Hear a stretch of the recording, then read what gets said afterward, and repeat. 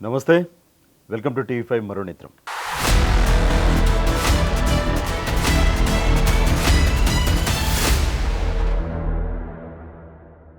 తమిళనాడులో ద్రవిడ పార్టీల కోటలు బద్దల కొట్టిన హీరో విజయ్, టీవీకే పార్టీ అధినేత విజయ్ సంచలన విజయం సాధించిన విజయ్ ముఖ్యమంత్రిగా ప్రమాణ స్వీకారం చేయడానికి అడుగులు వేస్తూ ఉన్నారు.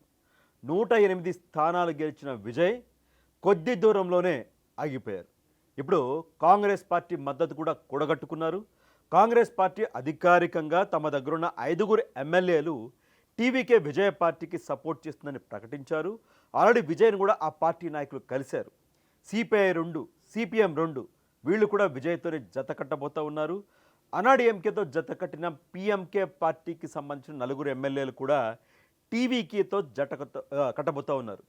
దీంతో మ్యాజిక్ ఫిగర్ 118కి అవసరమైన స్థానాలను విజయ్ కైవశం చేసుకొని గవర్నర్ను కలిసి బలం నిరూపణకు కొంత సమయం అయితే కోరబోతూ ఉన్నారు. ముందుగా అయితే 7, 8 తేదీల్లో ముఖ్యమంత్రిగా ఆయన ప్రమాణ స్వీకారం చేయబోతూ ఉన్నారు.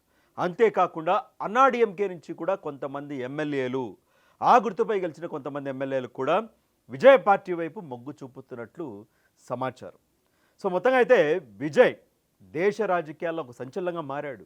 బెంగాల్లో భారతీయ జనతా పార్టీ అద్భుత విజయం సాధిస్తే దాని గురించి కన్నా కూడా తమిళనాడులో విజయ్ సాధించిన విజయం గురించి ఎక్కువగా మీడియాలో, సోషల్ మీడియాలో చర్చ అయితే నడుస్తూ ఉంది. సో ఇప్పుడు త్రిషా పేరు కూడా ట్రెండింగ్లోకి వచ్చేసింది. ఇప్పుడు విజయ్ పేరు, విజయ్ పార్టీ టీవీకే పేరు, తమిళనాడు రాజకీయాలు ఇవి హైలైట్ కావాలి. కానీ వీటితో పాటుగా అంతే సమానంగా త్రిషా పేరు కూడా హైలైట్ అవుతూ ఉంది. ఎందుకు అంటే ఎన్నికలకు ముందు త్రిషా విజయ్కి మధ్య బంధాన్ని గురించి ఒక 2-3 నాయకులు కొన్ని సంచలన వ్యాఖ్యలు చేశారు. మీడియాలో కూడా బాగా హైలైట్ అయింది. సో వాటన్నిటికీ తెరదించుతూ వాళ్ళిద్దరూ కలిసి ఒక ఫంక్షన్కి కూడా హాజరయ్యారు. ఒకే డ్రెస్ వేసుకుని ఒకే కారులో వచ్చి మళ్ళీ ఒకే కారులో వెళ్ళిపోయారు. ఎన్నికల తరువాత కూడా త్రిష అంటే మే 4వ తేదీన ఎన్నికల ఫలితాలు విడువడే సమయంలో అదే రోజు ఆవిడ పుట్టినరోజు కూడా తిరుమల శ్రీవారిని దర్శించుకున్నారు.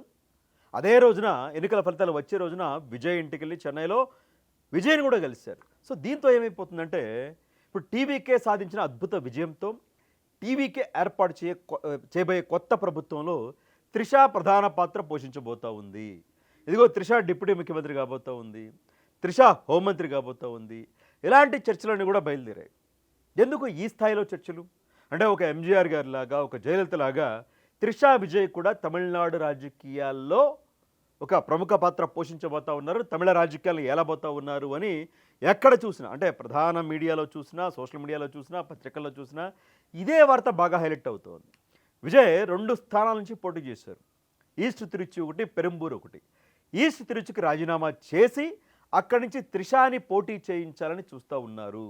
అక్కడి నుంచి త్రిషాని పోటీ చేయించి తన మంత్రివర్గంలోకి త్రిషాని తీసుకుంటారు అని కూడా ఒక ప్రచారాన్ని మొదలుపెట్టారు. ఇంకో ప్రచారం ఏంటి, త్రిష ఈస్ట్ తిరుచి నుంచి పోటీ చేస్తే తమిళనాడు మాజీ ముఖ్యమంత్రి స్టాలిన్ ఓడిపోయారు. ఆయన ప్రధాన ప్రతిపక్షంలో ఉన్నప్పటికీ కూడా ఇప్పుడు ఆయన ఓడిపోవడం చాలామందికి మింగుడు పడల. అంటే అక్కడ తీసేసిన ఓట్లు కావచ్చు, మొత్తంగా అక్కడ ఏదో మ్యాజిక్ జరిగింది. మరీ స్టాలిన్ పాలన పైన అంత తీవ్ర వ్యతిరేకత ఏమీ లేదు, స్టాలిన్ మీద కూడా తీవ్ర వ్యతిరేకత ఏమీ లేదు. ప్రజల్ని హింసించేంత ఆంధ్రప్రదేశ్లో చేసినట్టు ప్రజల్ని హింసించేంత పాలన అయితే స్టాలిన్ చేయలేదు. ఆర్థిక వృద్ధి రేటు కూడా 10% పెరిగింది. చాలా వరకు హామీలు కూడా అమలు చేశారు. అయినప్పటికీ కూడా విజయ్ వేవ్ అనేది అంటే ఇక పాతతనం రాజకీయాలు అయిపోయినాయి అన్నాడీఎంకే, డిఎంకే. సో విజయ్ వేవ్ అనేది చాలా గట్టిగా పనిచేసింది. సో వ్యతిరేకత పెద్దగా లేకపోయినా స్టాలిన్ పాలన పైన, బట్ కుమారుడికి పదవులు ఇవ్వడం, కుటుంబ సభ్యులకు కొంత పదవులు ఇవ్వడం, కుటుంబ పాలన నడపడం, ఇది కొంత నెగిటివిటీ అయితే చూపించింది స్టాలిన్ పైన. వ్యక్తిగతంగా స్టాలిన్ పైన అయితే ఏమీ లేదు. సో విజయ్ వేవ్లో అంతా కొట్టుకుపోయింది. సో త్రిష ఒకవేళ ఈస్ట్ తిరుచి నుంచి పోటీ చేస్తే ఆల్రెడీ ఓడిపోయిన స్టాలిన్ అక్కడి నుంచి పోటీ చేసి ఎమ్మెల్యేగా, ప్రధాన ప్రతిపక్ష నాయకుడుగా అసెంబ్లీలో అడుగు పెడతారు అన్న ప్రచారాన్ని కూడా మొదలుపెట్టారు. ఒకవేళ త్రిష పోటీ చేస్తే, ఇప్పటిదాకా ఏది కన్ఫర్మ్ కాదు, అంతా ఊహాగానాలు మాత్రమే, అన్నీ రూమర్లు మాత్రమే. ఒకవేళ త్రిష పోటీ చేస్తే త్రిష పైన స్టాలిన్ పోటీ చేస్తాడా అదే నియోజకవర్గం నుంచి?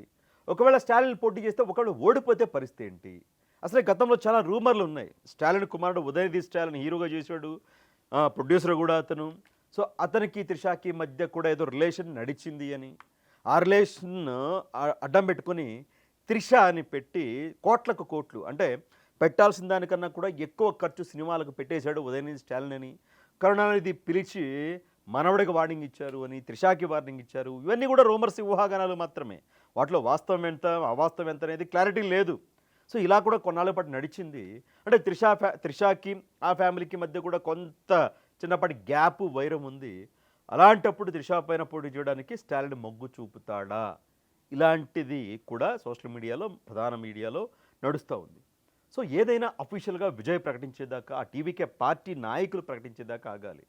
ప్రస్తుతం ఏంటి, టీవీకే పార్టీ అధినేత విజయ్ మిగతా పార్టీల మద్దతును కూడగట్టుకుని ప్రభుత్వాన్ని ఏ విధంగా ఏర్పాటు చేయబోతూ ఉన్నాడు. ముఖ్యమంత్రిగా ప్రమాణ స్వీకారం చేశాక తన హామీలు, మామూలు హామీలు కాదు, లక్షల కోట్లు కావాలి. 8 గ్రాముల బంగారం ఏంటి, నిరుద్యోగ భృతులేంటి, చిన్నా చిత్తగాది కాదు. మరింత లక్షల కోట్లు తీసుకొచ్చి ఈ హామీలన్నీ, అలివిగాని హామీలను ఇచ్చేస్తాడు విజయ్ కూడా. మీ పాత పార్టీలాగే ఆయన కూడా పాత దారిలోనే వెళ్ళాడు ఈ హామీల విషయంలో మాత్రం, మేనిఫెస్టో విషయంలో మాత్రం. మరి కేంద్ర సహకారం కావాలి. ఏ విధంగా కేంద్ర సహకారం తీసుకొని ఈ పథకాలను ముందుకు తీసుకెళ్తాడు, తమిళ ప్రజలు పెట్టుకున్న ఆశల్ని నెరవేరుస్తాడు, దీనిపైన చర్చ జరగాలి. కానీ త్రిషా పైన చర్చ ఏంటో మరి నాకైతే అర్థం కావట్లేదు. అంటే గతంలో నేను కూడా మాట్లాడాను, త్రిషా రిలేషన్ వీటికి సంబంధించి ఏమైనా ఇబ్బంది అవుతుందేమో విజయ్కి అని. బట్ తమిళనాడు ప్రజలు అర్థం చేసుకున్నారు కదా, వాళ్ళు అర్థం చేసుకున్నారు. ఇదిగో మా మధ్య స్నేహం ఏదో ఉంది, మా మధ్య బంధం ఏదో ఉంది, అది నాకు వదిలిపెట్టండి అని విజయ్ కూడా డైరెక్ట్గా చెప్పేశాడు. నాకు వదిలిపెట్టండి, మనం విజయం సాధించడంపైన దృష్టి పెట్టండి అని విజయ్ చెప్పాడు. తమిళనాడు ప్రజలు కాబట్టి అర్థం చేసుకుని ఓట్లు వేసారేమో విజయ్. ఒకవేళ అలాంటిది ఒక హీరోయిన్తో రిలేషన్ ఉండి బహిరంగ వాళ్ళు తిరుగుతూ ఉంటే మన తెలంగాణ, ఆంధ్రప్రదేశ్ రాజకీయాల్లో ఏం జరిగేదో తెలిసిందే కదా. స్టాలిన్ ఏనాడు కూడా త్రిషా విజయ్ మధ్య బంధాన్ని అడ్డుపెట్టుకుని రాజకీయం చేయలే, అక్కడ ఎన్నికల ప్రచారం చేయలే. అక్కడ అంటే ఒక నైతికత విలువలు పాటించాడు, అది వాళ్ళ వ్యక్తిగతను వదిలేశాడు స్టాలిన్. అదే మన ఆంధ్రప్రదేశ్లో ఏం జరిగింది, పవన్ కళ్యాణ్ గారు అధికారికంగా కోర్టు ద్వారా విడాకులు తీసుకున్నప్పటికీ కూడా ఇదిగో నీకు 3 పెళ్ళిళ్ళని ఏకంగా ముఖ్యమంత్రిగా ఉన్న జగన్మోహన్ రెడ్డి గారే టార్గెట్ చేశారు. ఆ పార్టీ మంత్రులు, ఎమ్మెల్యేలు, ఎంపీలు, కార్యకర్తలు అందరూ కూడా టార్గెట్ చేశారు. మామూలు టార్గెట్ కాదు. తమిళనాడులో కాబట్టి నడిచిపోయింది అలాగా, ఓట్లు వేసేసారు. ఇప్పుడు సీఎం అయిపోతాను విజయ్. ఎక్కడైతే మామూలుగా ఉండేది కాదు, లేని దానికి సృష్టించి హడావిడి చేసిన బ్యాచ్ ఇదంతా కూడా. చదివి నడిచింది. సో మొత్తంగా అర్థం చేసుకున్నారు. అలా అని మరి ప్రభుత్వంలోకి తీసుకొస్తే తమిళనాడు ప్రజలు ఒప్పుకుంటారా? ఒక కీలకమైన పోస్ట్ అప్పచెప్పితే తమిళనాడు ప్రజలు ఒప్పుకుంటారా? ఎందుకంటే త్రిషాని చూసైతే ఎవరు ఓట్లేదు కదా. విజయ్ని చూసే, విజయ్ సామర్థ్యాన్ని చూసే ఓట్లేశారు, విజయ్ చరిష్మాని చూసే ఓట్లేశారు. ఇంకా త్రిష మైనస్ అయిద్దేమో అనుకున్నారు చాలామంది కూడా. ఈ బంధం బయటపడడం, కొంతమంది 2-3 రాజకీయంగా అంశాన్ని లేవనెత్తటం, సినిమా వాళ్ళు కూడా లేవనెత్తటం అనుకున్నారు. అదే టైంలో భార్య సంగీత విడాకులకి కోర్టుని అప్రోచ్ కావడం, పిల్లలు కూడా ఈ తల్లిదండ్రికి దూరంగా ఉండడం, వాళ్ళు కూడా ఇది చాలా మైనస్ అవుతుంది అనుకున్నారు. బట్ ఇవన్నీ కూడా మరి విజయ్ చరిష్మాలో కావచ్చు, విజయ్ పైన తమిళనాడు ప్రజలు పెట్టుకున్న నమ్మకం కావచ్చు, ఇవన్నీ కూడా కొట్టుకుపోయినాయి. వాస్తవానికి త్రిష అంశం చాలా ఇబ్బంది పెట్టింది విజయ్ని ఎన్నికలకు ముందు. కానీ తమిళనాడు ప్రజలు అర్థం చేసుకున్నారు. అలాంటిది ఇప్పుడు ప్రభుత్వంలోకి త్రిషాని తీసుకురావడానికి ఈస్ట్ తిరుచి నుంచి పోటీ చేయిస్తారా? మరో ఎంజీఆర్, మరొక జయలలిత అవుతారా అంటే, ఎంజీఆర్ గారు అప్పుడు రాజకీయాలు వేరు.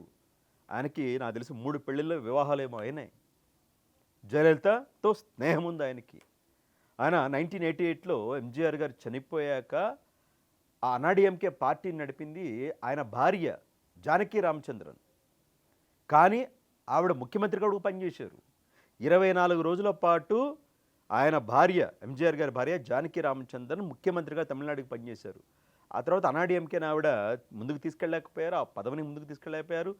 అన్నాడీఎంకేలో ఉన్న మెజారిటీ ఎమ్మెల్యేలంతా, కార్యకర్తలంతా, క్యాడర్ అంతా జయలలిత నాయకత్వానికి మొగ్గు చూపారు. చివరికి ఆవిడ రాజీనామా చేయాల్సి వచ్చింది. సో ఆ తర్వాత జయలలిత ఎన్నిసార్లు ముఖ్యమంత్రి అయ్యారు అందరికీ కూడా తెలిసిందే. అలాంటిదేమైనా ఇక్కడ నడుస్తుందా? ఇప్పుడేమన్నా మరొక ప్రచారం ఏంటంటే, విడాకుల కోసం సంగీత కోర్టుకెళ్ళారు కదా, ఆవిడ ఇప్పుడు ఏమంటా ఉన్నారు అంటే, ఆయన ముఖ్యమంత్రి అయ్యారు కాబట్టి నేను విడాకులు క్యాన్సిల్ చేసేసుకుంటాను, విజయే కావాలి నాకు అని చెప్పేసి. అంటే ఫ్యూచర్లో ఏమైనా ముఖ్యమంత్రి అయ్యే అవకాశం భార్యకి ఏమైనా ఉంటుందేమన్న ఉద్దేశంతో ఆవిడ సంగీత విడాకులు క్యాన్సిల్ చేసుకోవడానికి చూస్తూ ఉన్నారు. మొన్న విజయం సాధించాక కూడా ఆ కుటుంబ సభ్యులంతా విజిల్స్ వేస్తూ ఉంటే ఆవిడ కూడా విజిలేస్తూ కనిపించారు, ఒక విజువల్ అని చెప్తా ఉన్నారు. నేనైతే చూడలేదు మరి ఆ విజువల్. పిల్లలు కూడా నాన్న కావాలని ఇప్పుడు అంటూ ఉన్నారు అని ఒక ప్రచారం నడుస్తూ ఉంది. దీనిపైన కూడా క్లారిటీ లేదు. ఒకవేళ సంగీత నిజంగానే విడాకులు తీసుకుంటే త్రిషాని పెళ్లి చేసుకుని ఏమైనా ముందుకెళ్తారా, లేదా స్నేహబంధనాలు కొనసాగిస్తారా, దీనిపైన కూడా క్లారిటీ లేదు. కానీ ఇవంతా కూడా కొన్ని రాజకీయ శక్తులు తీసుకొచ్చిన వార్తలుగానే చూడాల్సి ఉంటుంది, ప్రస్తుతానికి పుకార్లుగానే భావించాల్సి ఉంటుంది. ఎందుకంటే ఒకవేళ నిజంగానే త్రిషాని ఈస్ట్ తిరుచి నుంచి పోటీ చేయించి ప్రభుత్వంలో తీసుకొచ్చి ఏదో ఒక మంత్రి పదవి ఇస్తే విజయ్ చరిష్మా ఎంతో కొంత ఖచ్చితంగా మసకబారే అవకాశాలు లేకపోలేదు. ఇప్పుడు విజయ్ ముందున్న టాస్క్ ఏంటి? ఈ రెండు ద్రవిడ పార్టీలు అన్నాడీఎంకే డిఎంకేకి అంటే వాటిని మైమరిపించేలాగా ఒక కొత్త తరం రాజకీయం, ఒక కొత్త ప్రభుత్వాన్ని నడపాల్సి ఉంటుంది ఆయనకి ఇప్పుడు నల్లేరు మీద నడకే. ఇప్పుడు కొత్త కొత్త పార్టీలు ఉన్నాయి, కొన్ని పార్టీలు ఉన్నాయి, వాళ్ళ మద్దతుతో ఒక సంకీర్ణ ప్రభుత్వాన్ని ఏర్పాటు చేస్తూ ఉన్నారు.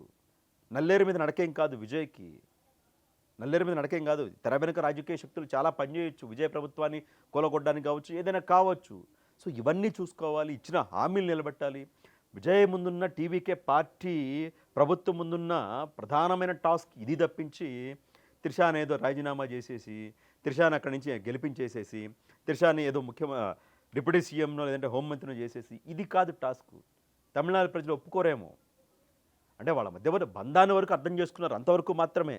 ప్రభుత్వంలో తీసుకొచ్చి మీ నెత్తి మీద త్రిషాన్ని కూర్చోబెడతానంటే ఒప్పుకోరేమో. అంటే ఏం జరుగుతుందంటే విజయ్ పాలన కన్నా కూడా వీళ్ళిద్దరి మధ్య బంధం మీద ఎక్కువ చర్చ జరుగుతుంది తమిళనాడు ప్రజల్లో కానీ ప్రభుత్వంలో కానీ. వాళ్ళు ఏదైనా మీటింగ్కి హాజరైనా, కలిసి ఏదైనా సమావేశానికి వెళ్ళినా, ఏదైనా ప్రభుత్వ పథకాన్ని ఇద్దరు కలిసి ప్రారంభించినా, ఏదైనా రివ్యూ చేసినా, ఏం చేసినా సరే అవన్నీ పక్కకు పోతాయి. ప్రభుత్వ పథకాలు, పాలనా వ్యవహారాలు ఇవి పక్కకు పోతాయి. వీళ్ళిద్దరు అంశమే హైలైట్ అవుతుంది. సో త్రిష విజయ్తో బయట కలిసి కనిపించడం ఎంత తక్కువైతే అంత మంచిది. ఇది విజయ్ కూడా గమనించుకోవాలి, త్రిష కూడా గమనించుకోవాలి. వాళ్ళిద్దరు హైలైట్ కావడం ముఖ్యం కాదు, తమిళనాడు హైలైట్ కావడం ముఖ్యం. తమిళనాడు ప్రజలకు ఇచ్చిన హామీలు అమలుపరచడం ముఖ్యం. ఆ దిశగా విజయ్ అడుగులు వేయాలేమో. అనవసరంగా ట్రాప్లో పడిపోయి మనం గెలిచాం కదా మనకేమవుతుంది, గెలిపించిన ప్రజలకి కిందకు లాగడం కూడా తెలుసు, కుర్చీ ఇచ్చిన ప్రజలకి కుర్చీ కీళ్ళు ఎరగొట్టడం కూడా తెలుసు. సో ఇది ప్రస్తుతానికి మాత్రం నేను విజయ్ అంటే గిట్టని వాళ్ళు చేస్తున్న ప్రచారంగానే భావిస్తూ ఉన్నాను. అక్కడి నుంచి విజయ్ ఈస్ట్ తిరుచి నుంచి త్రిషను పోటీ చేయించే అవకాశాలు లేవనే నమ్ముతూ ఉన్నాను. అంటే రాజకీయాలకు త్రిష రాకూడదు అంటే రావచ్చు, దాంట్లో తప్పే ఉంది, రావచ్చు. ఆవిడ రాజకీయాలకు రావచ్చు, ఎమ్మెల్యేగా పోటీ చేయొచ్చు, ఏ పార్టీలో కావాలంటే ఆ పార్టీలో ఆవిడ జాయిన్ అవ్వచ్చు, రాజ్యాంగం హక్కు కల్పించింది. బట్ విజయ్ అంశంలో మాత్రం అది కొంత ఇబ్బంది అవుతుందేమో. సో ఈస్ట్ తిరుచి నుంచి మరొకరు ఎవరైనా పోటీ చేయిస్తే, ఒకవేళ స్టాలిన్ మరి అక్కడి నుంచి చేస్తారేమో చూడాలి. త్రిష కాకుండా వేరొక అభ్యర్థి అయితే మాత్రం. సో ప్రస్తుతానికి ఇవన్నీ కూడా ఊహాగానాలు, అనవసర ప్రచారాలుగానే నేను భావిస్తూ ఉన్నాను. విజయ్ ఈ అంశాలను కూడా పక్కన పెట్టి, వ్యక్తిగత అంశాలన్నీ కూడా పక్కన పెట్టి, ఆ వ్యక్తిగత అంశాలు బయటకు హైలైట్ కాకుండా కుటుంబ అంశాలు, ఆయన విడాకులు తీసుకుంటారా లేదంటే మళ్ళీ బ్యాక్ వచ్చేస్తారా, అంతా వాళ్ళ వ్యక్తిగతమైన ఇష్టం. సో పాలన పైన, ప్రభుత్వం పైన దృష్టి పెడతారు, తమిళనాడు ప్రజల ఆకాంక్షలపైన దృష్టి పెడతారని అయితే ఆశిద్దాం. ఇవిడపైన ఏదైతే త్రిష గురించి, విజయ్ గురించి కొన్ని వార్తలు వస్తూ ఉన్నాయో, ఈస్ట్ తిరుచి నుంచి పోటీ, డిప్యూటీ సీఎం, హోమ్ మినిస్టర్ అని, మీరేమనుకుంటున్నారు? మీ అభిప్రాయాన్ని కూడా కామెంట్ రూపంలో ఇచ్చేయండి.